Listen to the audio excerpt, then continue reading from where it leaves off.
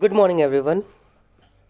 उम्मीद है आप सभी लोग घर पे होंगे और अपने मम्मी पापा की सारी बातें मान रहे होंगे और साथ में जो भी आपको टास्क दिए जा रहे हैं वो सारे टास्क कंप्लीट कर रहे होंगे।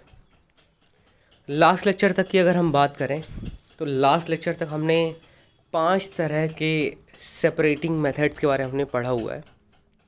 उसमें सबसे पहला इवेपोरेशन हमने पढ़ा हुआ था, फिर उसके बाद से सेंट्रीफ्यूगेशन पढ़ा हुआ था। और हमें ये भी चीज़ें ध्यान रखनी है कि कौन सा मेथड किस तरह के मिक्सचर में यूज़ होता है।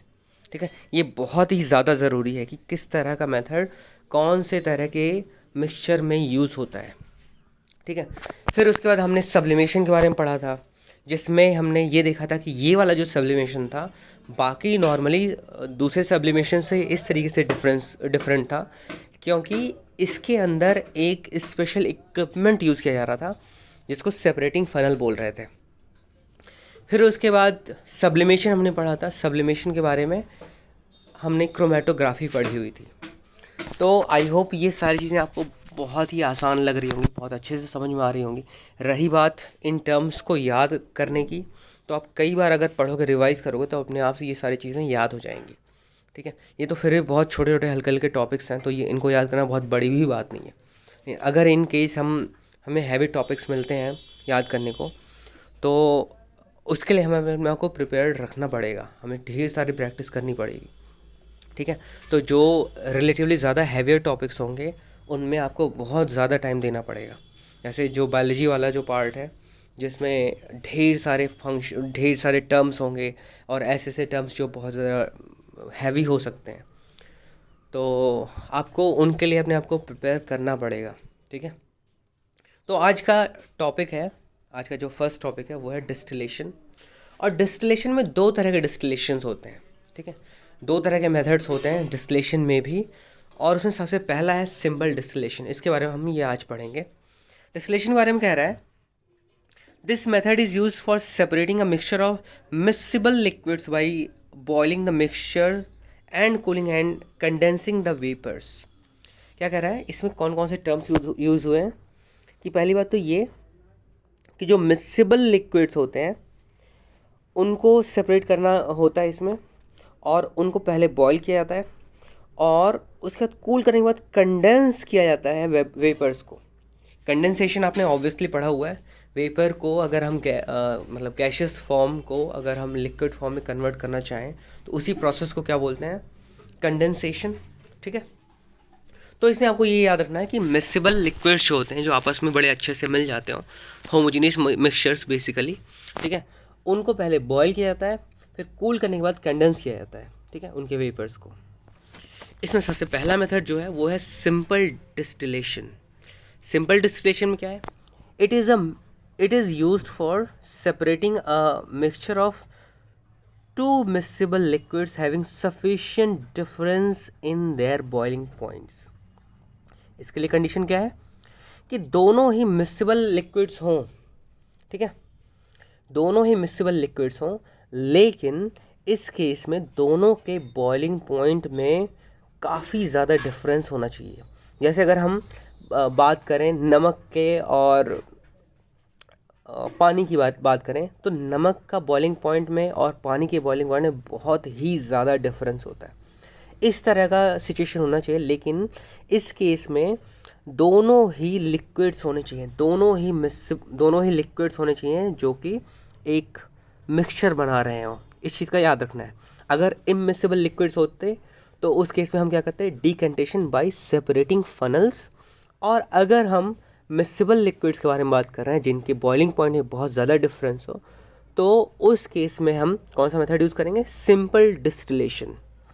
ठीक है, इसके बारे में आगे कह रहा है, एग्जाम्पल दे रहा है, कह रहा है कि if a mixture of acetone and water is heated in a distillation apparatus, the acetone which has a lower boiling point than water first boils and cools and condenses and is separated from the water.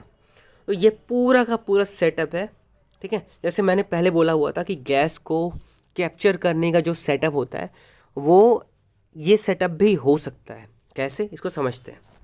देखो, एक stand है, ठीक है, stand के नीचे देखो एक burner रखा हुआ है और बर्नर को एक पाइप से जोड़ा हुआ है जिसके थ्रू इसके अंदर फ्यूल आ रहा है, से केरोसिन ऑयल आ रहा है।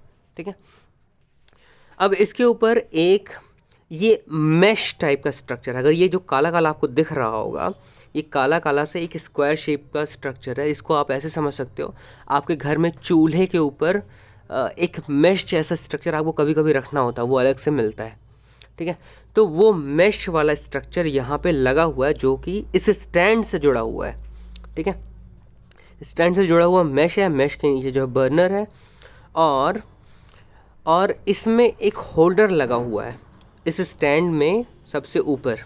वो क्या करेगा, वो ये जो फ्लास्क है, ठीक है, राउंड बॉटम फ्लास्क है, इसके नेक को ये पकड़ेगा ताकि ये राउंड बॉटम फ्लास्क सीधा सीधा खड़ा हो सके इस मैश के ऊपर। ठीक है, अब क्या किया हुआ है, इस फ्लास्क के अंदर पहली बात तो ये इस फ्लास्क के नेक को ब्लॉक कर दिया गया है और उसमें बस इतना ही स्पेस था कि उसके थ्रू थर्मामीटर डाला जा सके। ठीक है, उसके नीचे इसके अंदर क्या डाला गया है, कौन सा मिक्सचर डाला गया है, mixture of acetone and water डाला गया है।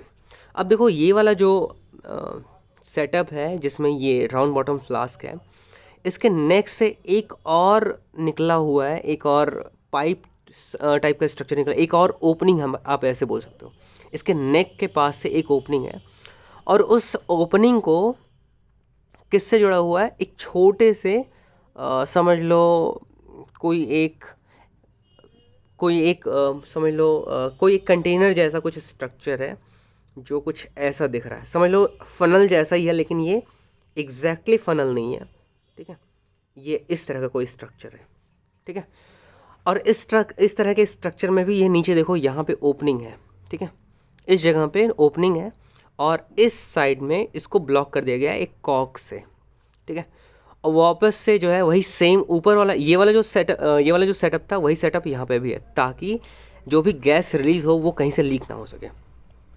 और ये वाला जो इसका जो नीचे वाला एंडिंग है, कौन सी वाली एंडिंग, ये जो नीचे वाली जो ये नैरो एंडिंग है, इसको वापस से किसके साथ में कनेक्ट किया है, एक कंडेंसर से कनेक्ट किया। कंडेंसर का सेटअप कैसा है, बड़ा सिंपल सा स्ट्रक्चर है। उसमें क्या किया हुआ है कि एक इस तरह का स्ट्रक्चर है और एक इस तरह का स्ट्रक्चर है और बीच में यहाँ से एक ओपनिंग है और यहाँ से एक ओपनिंग है। ठीक है, दो तरफ से ओपनिंग है और इसी को कंडेंसर बोला जा रहा है। ठीक है, अब क्या है कि अच्छा हाँ, ये वाला जो मैं स्ट्रक्चर बता रहा था, ये वाला स्ट्रक्चर यहाँ पे ओपनिंग भले ही काफ़ी ज़्यादा मोटा है, वाइड है, लेकिन नीचे वाला ये जो नैरो एंडिंग्स है ये पूरा आगे कंटिन्यू होता चला जा रहा है। अगर आप स्ट्रक्चर की बात करो, इस स्ट्रक्चर को ध्यान दो, ये जो सेटअप है, तो इसमें ये वाला जो पार्ट है वो आगे कंटिन्यू होता चला गया, यहाँ तक काफ़ी ज़्यादा दूर तक कंटिन्यू हुआ है। मतलब आप ये वाला स्ट्रक्चर अगर ध्यान से देखो तो ये ऐसा करके कुछ है और ये यहाँ से आगे कंटिन्यू होता चला जा रहा है। ठीक है, ये पतला सा है और इसके ऊपर से हमने क्या लगाया हुआ, कंडेंसर लगाया हुआ है जो कि बड़े आसानी से दूसरे वाली इधर वाली ओपनिंग से आराम से अंदर आ सकता है।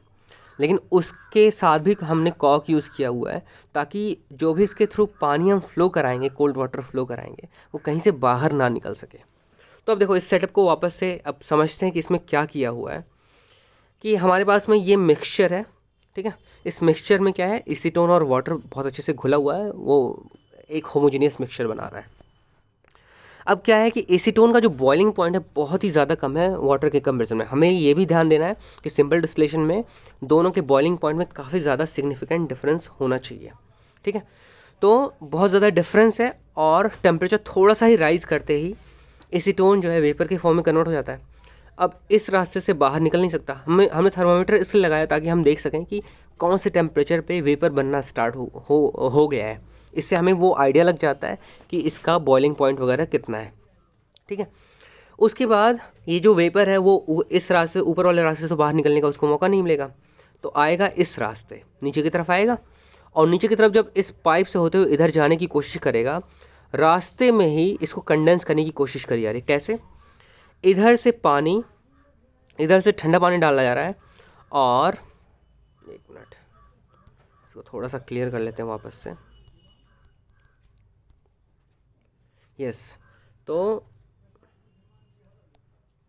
ये वाले रास्ते से ठंडा पानी डाला जा रहा है, और चूँकि एसीटोन का वेपर थोड़ा सा गर्म होगा, तो वो वेपर जो है इसके पानी का जो टेम्परेचर था या पानी का जो ठंडापन था उसको एब्जॉर्ब करेगा, ठीक है, या फिर अपना हीट रिलीज़ करेगा एसीटोन, और पानी का टेम्परेचर जो है राइज़ करेगा।